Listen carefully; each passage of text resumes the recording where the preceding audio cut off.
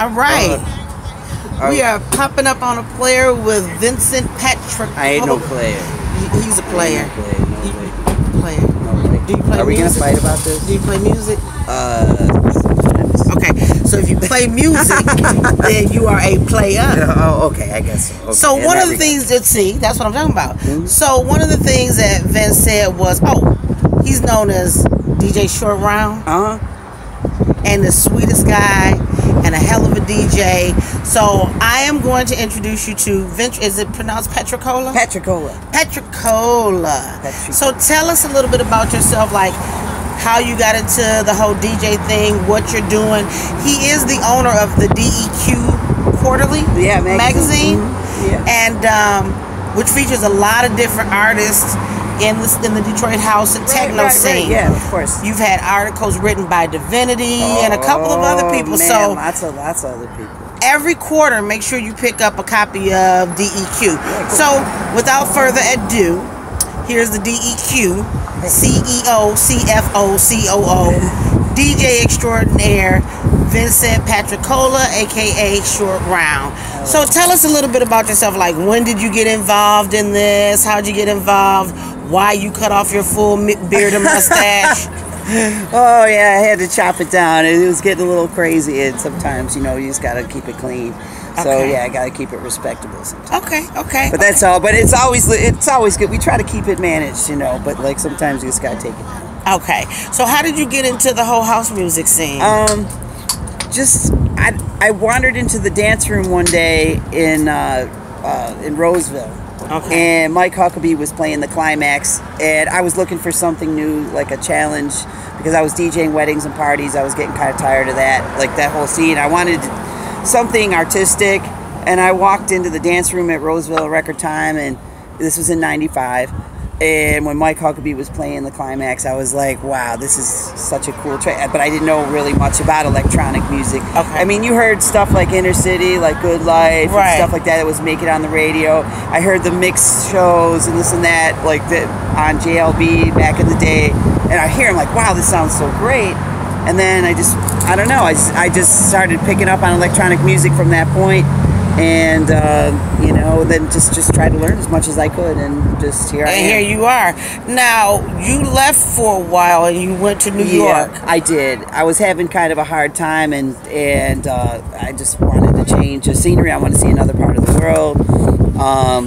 But if you want to change the scenery, New York City is where you want to go. My sister lived there, so I had a little bit of a base, and plus there was kind of a migration out of Detroit to that point with some people that were living in New York. Okay. So I knew a bunch of people, but honestly, I just have to tell everybody, my heart never left Detroit.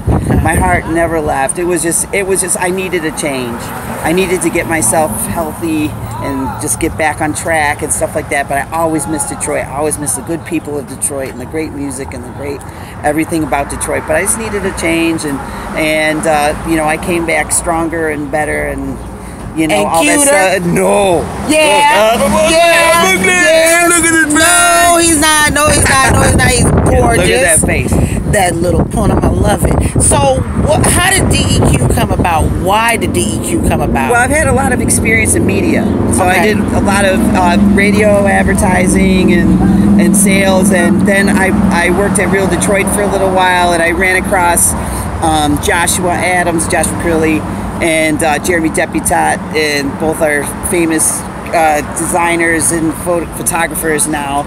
And I ran into them, and I saw them, and I saw what they were doing, and we talked about doing a magazine. And I had an idea. I'm like, let's put this magazine together, where it's because Detroit didn't really have that at that point. I know people had done magazines in the past, but I think something needed to be done. Like Detroit needed a magazine because Chicago's got like 5 magazine, and like all these other cities, Toronto has a magazine, like all these other cities have magazines devoted to electronic music that were current, but we just didn't have one at that point. That was dedicated to the electronic music scene. As far as I knew. There might have been some other stuff. There's interviews and like, other people doing things, which is great, but it's just like it seemed like it needed, I don't know, just needed to do something at that point. So that's when I decided to just go ahead and do it. So let me ask, who was your well, I don't want to say favorite interview, but who was the one interview that you're like, God, I got this person in my magazine?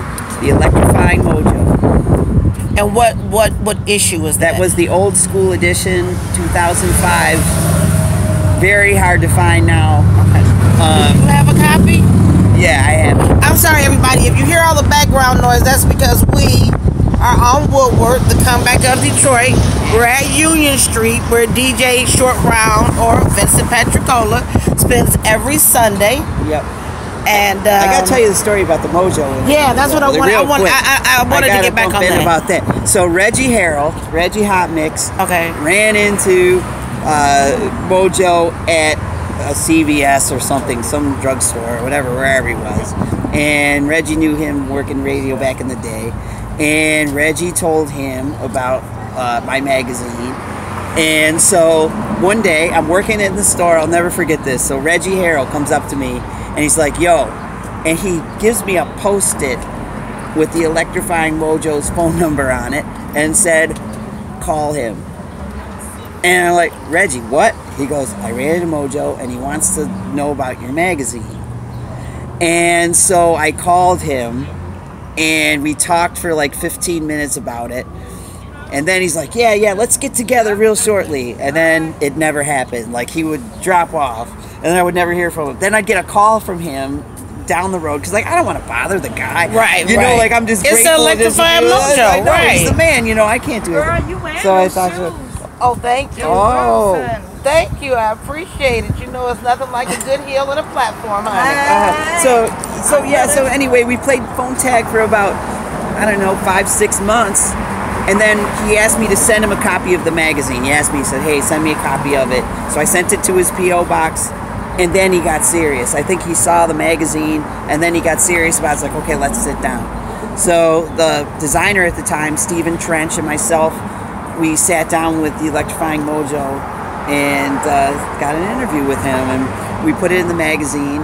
And yeah, that's really about it. But they're hard to find right now. They're really, really hard to find. But do you keep a copy of each one of your? Okay. I have only I think I've got 1 to 2 copies, and that's it. I don't have any more. Well, you know, you can always go to the library, or as black people would say, library. You could always go to the library and just kind of print off some copies just to have. I would do it. Case. The only way I would do it is with Mojo's approval. Okay. I don't want to do anything without his approval. And I'm not even sure how to get a hold of him anymore. But I will try. If we do, and I'll print it off again, because I did send one to his P.O. box and I didn't hear from him. Well, it's Mojo. You know, he might be on the Mothership Connection or some other type of connection. He's doing his thing and he's amazing. And what an interview! It was like. And he's a Johnson. Yeah. And what a wonderful, wonderful man. Like, it was really, truly inspiring. Now, when it comes to your DJ stylings, what style of techno or house or minimal, what really makes you feel like, yeah? Well, I mean, one of my favorite producers is Ron Trent. Like, just kind of the sound that I love. Ron Trent, Osun Lade, Kai Alce, Mike Huckabee, that sound really, like, along those lines are some of my favorite. But there's so many more, like, I can't limit it to that because my sets, I mean, if you hear them, they're kind of more on the eclectic side, so I like to go all over the place. I don't like to stay in one place. I like to go and... But I think that's the good thing about, like, house music, and I keep saying house music, but I would be remiss living in Detroit if I didn't also mention techno, because we are the birthplace of techno, so both house and techno. But with that being said about your favorite producers, I don't know if you've ever seen this before, but I always ask all of the Detroit DJs, give me your top 5 Detroit DJs only. Oh, shit. Oh man, I can't do that. He just said like 3 shades of. It's That's fair. Not fair. It's not shorting anybody. Oh, it's just no. And you How play can you do that to me? Because I'm an asshole. Oh. And God. you know what I really like about it? I like I like to see what all the other DJs are saying. It doesn't mean that you like anybody more or less, but I always tell the guys, like, don't punk out. Give me a top 5 of Detroit producers. I mean, not even producers, just Detroit DJs. Detroit DJs. Oh, some of my favorites, like, you know, obviously like Al Lester, Alan Norm. Like, oh my God, like, you know, Hey Faith, Delano, you know, the Beatdown crew, all those guys are like, you know, definitely up there. I love Kevin Reynolds. Like, Kevin's not a DJ, plays live, but Kevin's one of my favorites. Oh man, you know, Mike Huckabee. Mike Huckabee, out of all the ones I've done, Huck gets the most love out of everybody. Well, I think Mike gives so much back. He does, and he gives a lot back. Like, he does a lot of teaching. He teaches people, and he shares. Like, he doesn't. He's a giver. Yeah, he's a giver, but that's why he's as big as he is.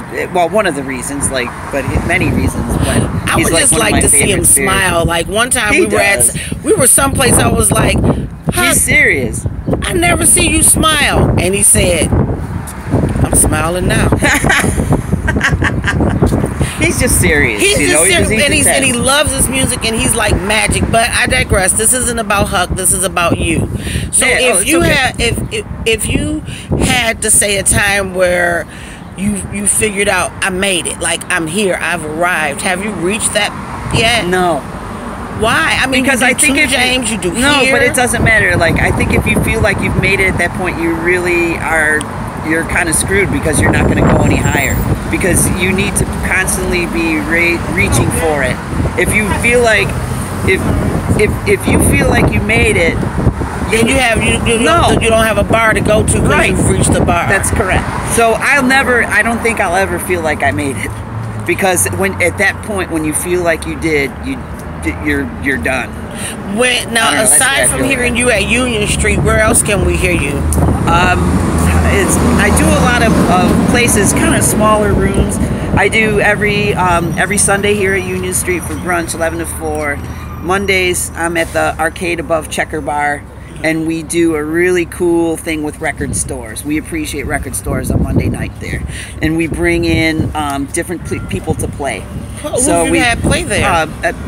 People's Records, Hello Records, Underground Vinyl, a whole bunch of different places. Man, there's too many to even mention. Wow. Found Sound, like a bunch of different record stores. Basically, someone from the record store every Monday night comes up, they bring a couple crates of records, and they play a set. So someone from the store plays a set, and I support. Okay. And so we do a record store night every Monday. So you can come dig for records, you can play arcade games, pizza. It's really fun. Like, I love my Mondays. Tuesday, I play at the Aloft Hotel in the little bar, and we do vintage vinyl. So it's all pre-1989 vinyl every Tuesday night at the Aloft Hotel in the David Whitney building. You are doing a lot of shit, man. Like, it's 6 days. And who is this cute little guy right here? How much you got on my 40 ounce? Oh God, this guy is nothing but trouble. What is his name? I've seen him. This is Bob Claus. Any relation to Santa? This is Cheddar Bob. Well, you know, my family go back. I'm originally from Canada. Okay. So. Is this like the original Cheddar Bob? This is original from 8 Mile.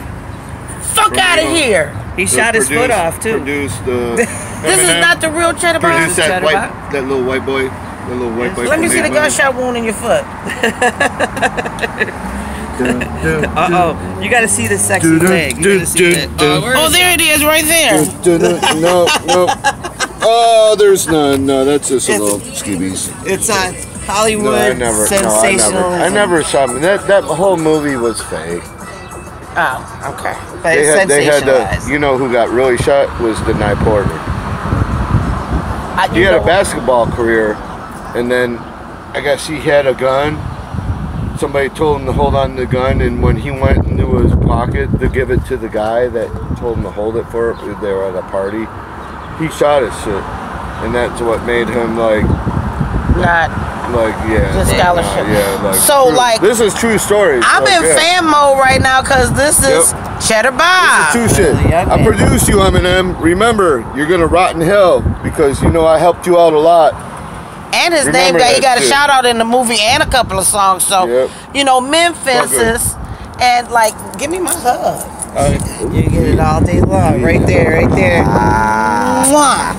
So we're gonna get back to short round. Short round in the house. It's all about short round. It's always about short round. No, it's not. Because I kind of like had a crush on I got a little video to send to him later about his car and like. And all sorts of other stuff. So let me ask you a question. My last question. Okay, all right, fire So up. like that was really the real Chatter Bob. Yeah.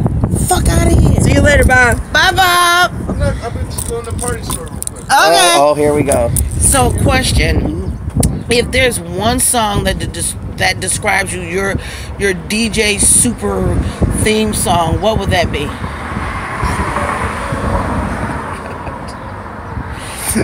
Why'd you have to hit me with this? Because I'm an asshole. Oh man. I'm a cute asshole, but I'm an asshole nonetheless. Oh my God, how am I supposed to know what that? Oh man, I can't. You know. Oh. You just blushing. Oh yeah, that's really hard, but I guess I could say the Jaguar by Rolando. Okay. And okay. Underground Resistance is like one of my favorites. Gerald Mitchell is one of my heroes. And, Los Hermanos. but yeah, Gerald and you know, they put that track together and like it's kind of magic. I don't know. I guess there's a lot of other ones, and I can't. No, I only like, asked for one, so I don't. But that's like one of my favorites of all Okay. times. Like just I don't know, just cause. And I know I said that was the last question, but I lied. Okay. If you had to say anything to the house music community and to your peers, what would it be? To come together. I think a community. We have a community, but I think it needs to be stronger and more diverse, and we all need to come together to each other's events. Like what I do with the magazine, I try to keep it diverse, where it's different races, different different everything, different people coming together, different parts of the scene, picking different parts to pull it all together. So and I go to some parties, and some are mixed and some are not, and it needs to be we all need to mix together. We all need to like pull together. I guess it's the biggest thing, and I think it's coming, and I think it can come. It's getting a little bit easier, but I think we need more togetherness on all of our parts. And I think. What would you tell an up and coming DJ? What would your advice be to them? Start with records. I get that all the time. Like start with records. Start with records. That's the way you start. It's the art form. It's the way it is. I'm not saying go out and spend $10,000 on the most expensive vinyl. What I'm saying is, if you work with controllers and you do stuff like that, you should spend time learning how to mix with records. Okay, all right. I mean, that's like the biggest thing. And learn about the past. Learn about jazz. Learn about, it's not only about electronic music, it's about what came before it. So you got to learn about the progressive sound. You got to learn about, like all the stuff before it. Jazz, funk, soul, like all this stuff. Yeah, and that's house, techno, all of that. Disco, all that stuff. Learn all that stuff. And and learn about it. And talking about the history and the past, and I don't mean to cut you off, but no. I've been wanting to kind of give this guy a shout out for the longest. Like, everybody absolutely positively loves Huck. But out of the two, Craig is actually my favorite. And I'll tell you what, yes, I pick favorites. I sure do. I do. Craig. No, Craig. I play with Craig once a month. And he's a teacher. He's a teacher, man. He's a teacher. I go to his page all the time. I'm like, so what can I learn new? What can I learn new? Like, I enjoy watching and hearing Huck mic spin, but when it comes to getting educated on music, is Craig Huckabee all the way. And so I wanted to say that because it's been on my mind to, just give Craig Huckabee a shout out too, because everybody says, they love Mike Huckabee, but sometimes, and maybe it's because Craig is my favorite, I'm like, well, y'all can't forget about my little Craig, that's Craig. Yeah, but I think... And he came first. Yeah, and I agree, and I think with agreed, in birth order. Of course, and Craig Huckabee, I'm interviewing him in the next magazine that's coming up. Okay. So he's going to have a nice feature. in the magazine, because I feel the same. Like he needs to be recognized. Yes, for his contributions and all the other things. But I think if you get Huck in a situation where it's not such a heavy club situation, where he can kind of get expansive and do his thing, you know, he would be. Which Huck? Mike. Mike, okay. If you get Mike in not such an intense club situation, he'll blow your mind too. Mike has blown my mind on so many levels musically. Of course. And that's why he's one of my top 5. Like, so yeah. But Craig, when it comes to educating me about music stuff, or you know, making me go, I don't go crate digging, because one, crate digging is boring as fuck. No, it's not. No, it's called looking for your jam. It's not boring. It's called learning. Okay, y'all learn, and I'll copy the unknown. I will copy off your paper. I'm not going crate digging. Come on, you gotta do it. But you know what it was before that? It was like we didn't have internet. We didn't have all that. It was like you had to go dig to feel your love for the music. And learn. That is why I'm cheating off of your paper. I'm not doing all that crate digging. I'm not doing it. You can do it. You can do it. I don't, baby. I'm sorry. I'm so sorry. You got this one. You can do it. Yeah. No, it's all a part of like just learning the unknown. You know, like just figuring it out and finding something that you like, that you found, which you will treasure even And that's more. why Craig Huckabee is my favorite. Okay. Because he's at the head of the class. I ain't gonna win. And I ain't gonna win. Not against an Aries woman. Not against an Aries woman. But Short, thank you so much for talking to me. I love you so much. You are the bee's knees. And y'all check him out at one of the several different places he plays. And even more than that, the quarterly issues of DEQ. Yeah. Pick up a copy. You know, we got to keep what we do in the spirit of what we do alive. Mad respect for Vincent and You need 2 more. Mad. We represent Detroit. I've been here 30 years and I never gave up on this city. And people look at me and I love it. Alright. So thanks guys. I appreciate it. My A-lister right here. My A-lister right here. Yep. We're back in the beautiful city of Detroit, and it's kind of like love it. doing some stuff. We love it. Have a good one. Catch us in traffic. Oh, no problem. All right.